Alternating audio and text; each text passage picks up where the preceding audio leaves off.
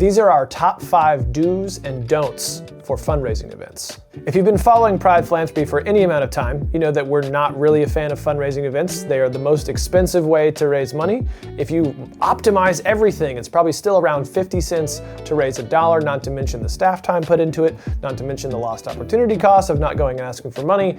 But we do acknowledge that many charities and probably most nonprofit organizations have some kind of event fundraising they do. So instead of just trying to convince everyone to stop, which we have tried to do unsuccessfully, fundraising events are still happening. We're at least going to tell you how to optimize your events so you can get the most out of having them. So we've come up with our top 5 do's and our top 5 don'ts for fundraising events, and that's what we're going to share today. So let's get right into it. The do's. The first thing that we want to do with our fundraising events is, of course, set goals and make sure these goals are super clear. Cannot tell you how many people just say, oh, we're just gonna throw a fundraiser and just see what happens. Will people show up? I don't know. Will we raise money? Who knows? Are we gonna upgrade some of the existing gifts? Are we gonna get people excited about our mission? Are we gonna make new connections? Who could say? But we need to be tracking these metrics, obviously, so that we can see the intangibles, not just money in, money out. That's a good way to baseline check on your events, but there's so many other pieces that go into it. But what are your specific goals surrounding the event? Here are some things you can consider tracking in addition to just dollars raised. So you have dollars raised, how much money did we make? Net, gross, all of that. But you could also say, how many number of new donors did we interact with? How many people did we interact with the very first time? What about upsells? How many people who gave more this time? They gave some last year, they came to the event again, they gave even more. How many people did we upgrade? Upgrade or upsell? Maybe upgrade's a better word. Lots of things you can track. Maybe start with a couple of these, but don't just guess saying, okay, if we're gonna hold this event, we're gonna have a gala, golf tournament. Not just how much money did we raise and how much did we spend, but let's set a goal of we want 50 new connections. We want 50 people that following this event, we can follow up with one-on-one, or we can learn about our mission for the very first time and then become prospects in our database. So it's not just about money in, money out. What are our goals? But let's set some benchmarks. And if we don't hit those goals, let's readjust for next year. So if we're having to do an event, let's at least have some trackable metrics that we're trying to hit outside of just dollars in and dollars out. Number 2, plan early. If you're 60 or 90 days away from your event and you have not started planning, it is far too late. We recommend for our clients to start a year in advance, which I know feels like really, really early, but as soon as you finish an event, if you are definitely gonna have that event again the following year, you gotta start basically right then. So you start by looking at all the data that you captured, how did it go, how many new donors did you get, what went well, what didn't go well? Can you book the venue right away so that you can have that space again? All these things have to happen. What can you do to spread it out? If it's gonna be a ton of work, say it costs you 40 hours or 100 hours of work to put together, how many of those hours can you spread across 12 months as opposed to 3? So instead of, oh, I'm gonna take 3 months off, or even worse, maybe a month off right before the event from bringing in any revenue because I gotta plan for the event, what can I spread out? What can I get ahead on so I can chip away and do just a little bit of work super early? So please plan early. A year in advance is what we recommend. If it's less than a year and you're trying to plan, maybe you just skip a year. That's another thing. I say, well, if we can't do that in a year and we're not gonna be able to plan it out far, maybe you go every other year, because having to take off the 60 days planning for the event, even if you raise a bunch of money, usually not worth it. We wanna transition out of that means of fundraising where possible. Number 3, utilize your volunteers. If there's something that you can delegate it, oh my gosh, please delegate it. If there's anything to do with booking or getting sponsorships or food or moving tables around, chairs, organizing, anything you can possibly delegate, you want to have volunteers do for you. You can have an event committee. Let them plan it. Give them a budget. Don't let them go crazy, but saying, hey, I have to be a fundraiser. I got to go out and raise money. I don't have time to do fundraising events that are not going to bring in hardly anything. I'm fine to do it. Our board wants us to do it. Our boss wants us to do it, or the community loves it. Whatever reason you have for doing the event, that's fine. Delegate as much as you possibly can to volunteers. Again, just so that you're not eating into your own staff time. Saying, if y'all are excited about this and you want to do the event, you go. You just tell me what you need. I'm going to give you budget caps, anything specific, but I don't want to have all this interfacing time where I'm reaching out to individual volunteers one at a time. Maybe there's a chair that kind of runs it and they give you kind of updates.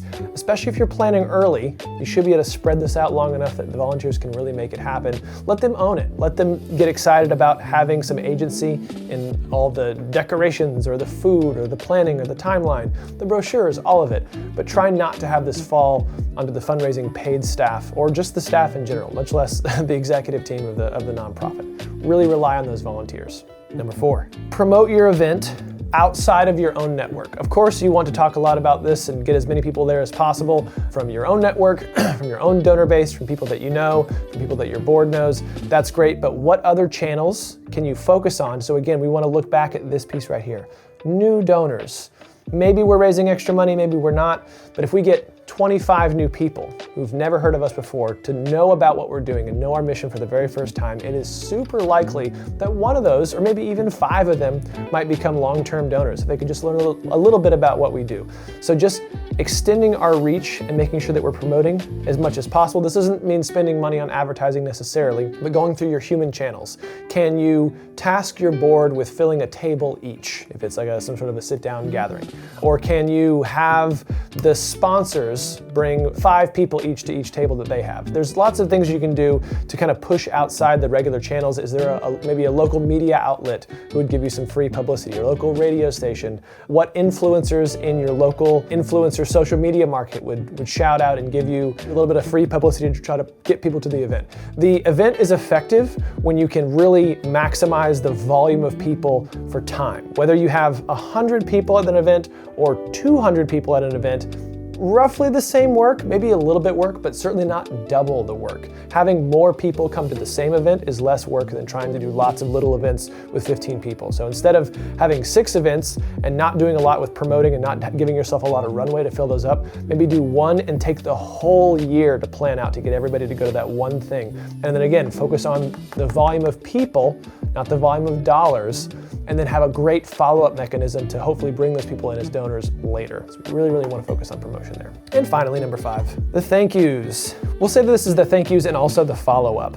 Most of the time we have the one event and then we spend a whole year planning for the next one, but we didn't do any of the follow-up of the last one. Again, this is only worth it if we have a way to connect with and engage people right after the event and try to upgrade them. We don't think about events as revenue-producing activities as much as we do kind of capture mechanisms.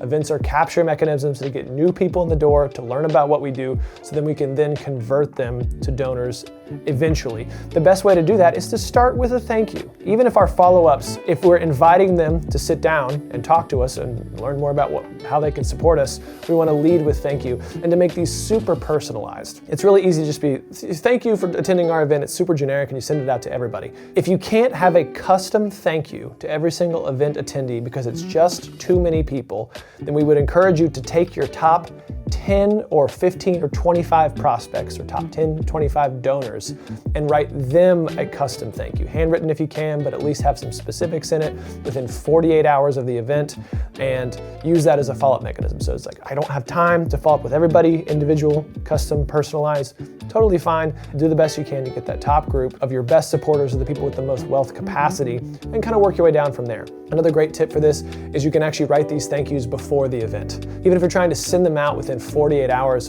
following the event, you don't necessarily have to write them after the event. You can have them all ready to go. As soon as you see someone's RSVP'd yes to your event, go ahead and pre-write that thank you note. So you just have a stack, and all you're doing is make maybe a couple custom sentences or writing a little handwritten note on one, and they're already addressed, and then you send them out. It's just much, much faster.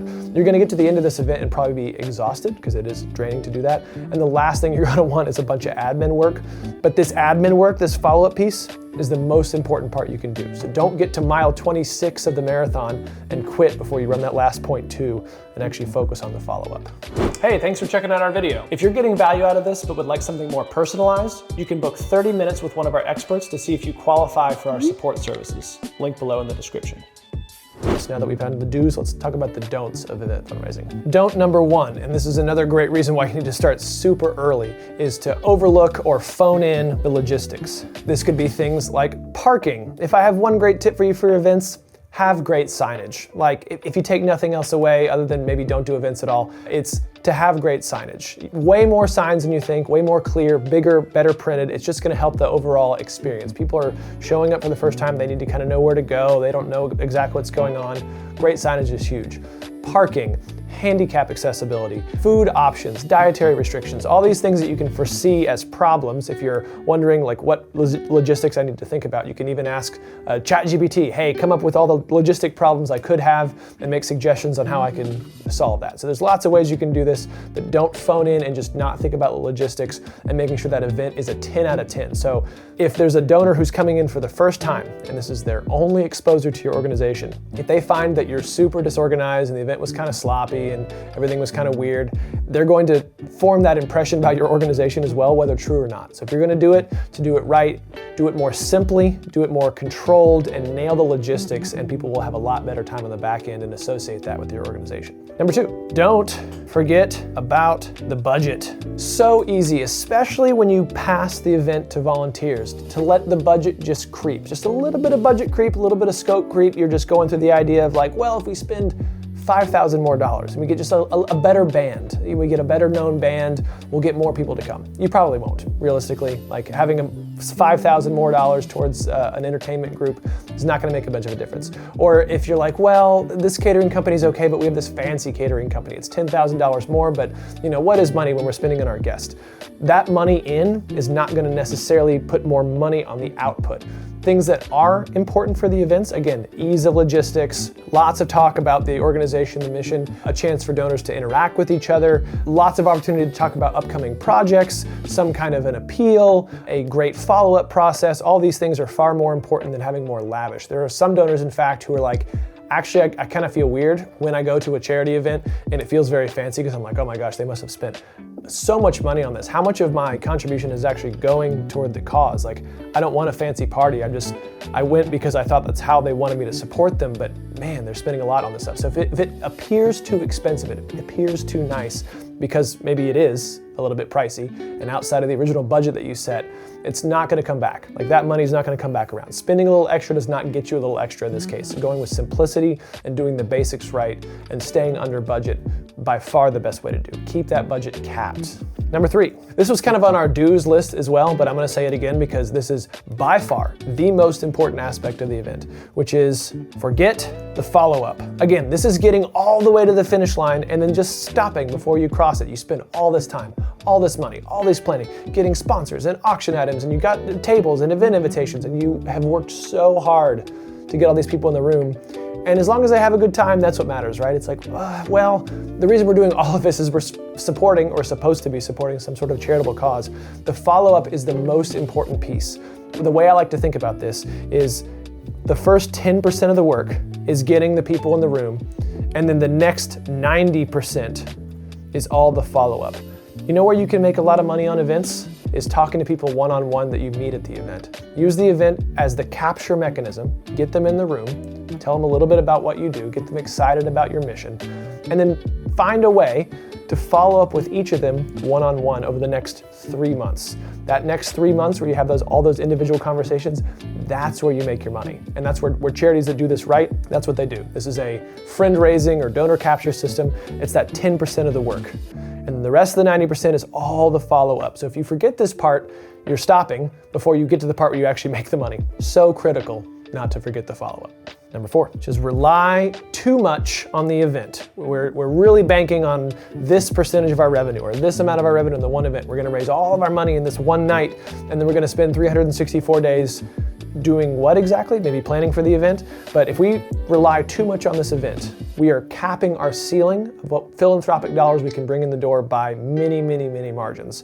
If we forget the follow-up, or we don't have other fundraising mechanisms, we don't have also a mailer and a special gifts club and a corporate partnership program, and we're not also doing grants. All these things have varying degrees of success and varying degrees of difficulty. But if we say our event is our primary moneymaker, that's the problem. That's the space we go and we go, okay, now we need to make some serious changes about how we're structured. If you feel like you're stuck and you're like, I don't know how to fix that, like we have 6 events and it's how we make all of our money, find the event that does the least well and just cancel it. I know it's crazy, but if you have like 5 or 6 events that you do a year, just pick one and don't do it. But the key is, during that time, you replace the same hours you would have spent planning for that event on the follow-up from your other events, maybe some major gifts fundraising, maybe talking to some foundations about some larger gifts. Again, the ROI for going peer-to-peer, person-to-person, and human-to-human, we got some great videos on this if you want to check it out, is so much better in the ROI than the event itself. So even if you just have one event, that's fine. You know, maybe you do it, maybe you don't. But if this is your primary revenue mechanism, you're just fighting an uphill battle. It's the hardest way you could possibly raise money. We'd recommend going about it maybe a different way. All right, last one's kind of a bonus tip, just because we want to talk about it. Don't forget to have fun. Now, it is often tough to enjoy your own party. If you're the person who's running around and doing a lot of the stuff and you're fighting a lot of the logistics yourself and you're working with the caterer and you're doing the back of the house stuff in front of the house, it can be very, very chaotic. The most important thing you can do at these events is spend time talking and interfacing with and asking questions and sharing information with your prospective donors. If you're not having a good time and enjoying the party as a participant, then you're missing out on the most important piece, which is that fellowship, connection, relationship building. If you're too busy running the party and you're not enjoying yourself, people will notice. They can tell that you're stressed. They can tell you're not having fun. So see if you can get volunteers to kind of help with the logistics or have staff work the rooms so that it's much more turnkey so that you can enjoy yourself as well, and then take that opportunity to connect with people, whereas where you're going to get most of the traction from the event in the first place. So they should be a lot of fun. If you're having an absolute miserable time, it's a nightmare, maybe it's another indication you shouldn't be doing it, or you should look at some changes. We also like the simple gatherings with less people that we can really talk about the mission and be focused on that. But if you have to do events, maybe think about some of these do's and don'ts to help kind of optimize your program. Hopefully some of these tips can make your next fundraising event the best one yet. And if you'd like some more customized help and customized information, you can head over to pridephilanthropy.com and you can start a conversation with us if you'd like. Click that Let's Chat button. It allows you to spend 30 minutes chatting with one of our experts for free to see if we can learn a little bit more about your organization and if we're able to help. If you want more free content, we post every single week here on YouTube, so it would mean a lot to us, especially because we're trying to build the largest fundraising education library on the internet. If you could subscribe and help share these videos so that more people can get access to this, and we will see you in the next video.